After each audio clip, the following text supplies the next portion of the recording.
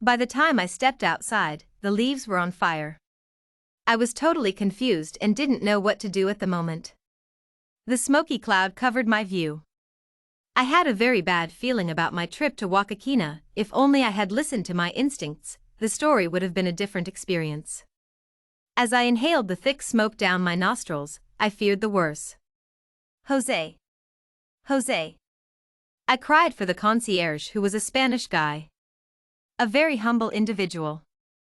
I could hear him cough as he tried to find me in the tinieblas, also known as darkness. At this moment all I could do was whisper the Lord's Prayer to myself as I tried to escape being burned to death. What caused the blaze remains a mystery. As I pushed through smoke and trees, I was able to reach the dunes where many inhabitants were. Little did I know that this occurrence is normal to the Spaniards, and they consider it to be one of their many natural disasters.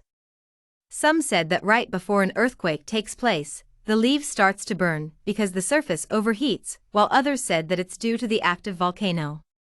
Well, at the moment all I needed was a cold bottle of beer to quench my thirst and flush down the smoke. I felt like I just had an encounter with death and managed to kiss his buttocks with my Mexican leather boots, which I call La Chingada. I was happy to have escaped. Not long ago until the firefighters arrived to control the fire. Poor Jose was rescued as he was asthmatic and could not resist. They had to take him to the ER, but luckily for him, he was discharged few hours later. My vacation was almost ruined, but that did not stop me from sandboarding the dunes of Wakakina.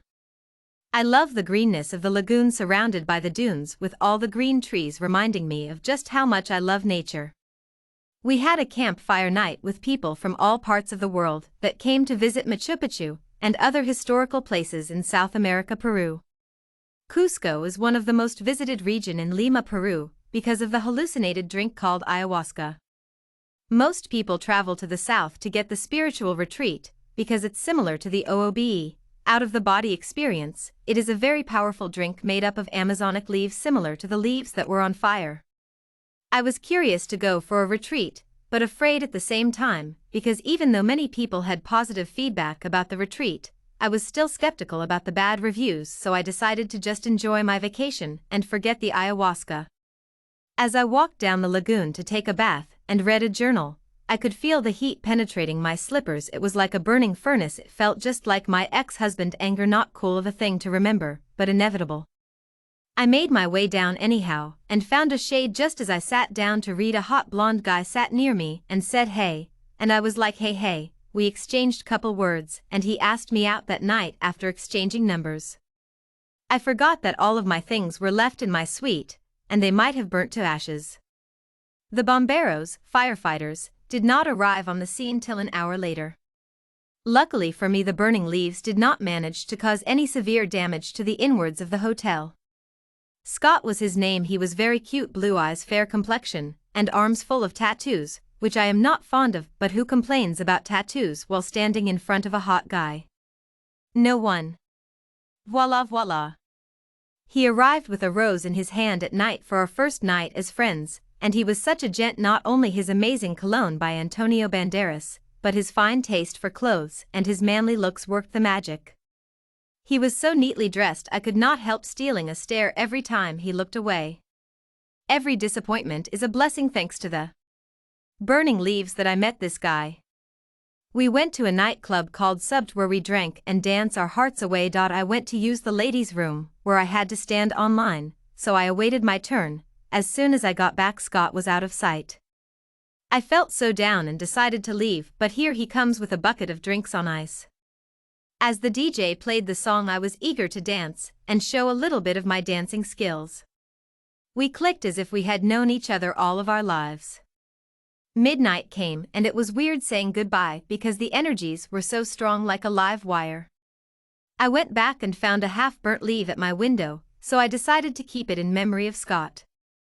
I wouldn't have met him if it was not for the burning leaves, and he is the first thing on my mind when I awake. We are planning our wedding and hoping to have our wedding cake decorated as the burning leaves. It led us to each other, and now I understand that if it's meant to be, everything and everyone will lead you to where you are supposed to be. Thanks to the burning leaves. Well, the hardest part was when my holidays were over. we should be going separate ways after sharing so much moments together. Once again I found myself in a bottomless pit. How foolish was I for falling so quickly in few days for someone I know nothing about, when I have promised myself to never fall in love again after a very painful marriage. But here I come again with the bitter pills. Acting mature and confident, I decided to face the moment of truth without showing vulnerability. I hugged Scott and said goodbye. Deep down inside I knew it was a goodbye, but I also hoped to be wrong. Text and calls flooded my phone for months and years. We were actually separated for 5 years before reuniting today. It was the longest years of my life. I grew weaker and I grew stronger because it was the only option I had.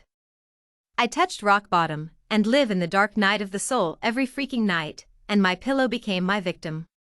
Scott love made me strong and made me realize how self-sufficient I am. I accomplished a lot of things in his absence, and so did he. We are so happy that we found each other. Burning leaves that led to flames of love, burning like twin flames. Love takes the life of a turtle to arrive, and true love is once in a lifetime. When you find it, don't ever let it go, because you never know when it might pass you by. By Sweetie Morris.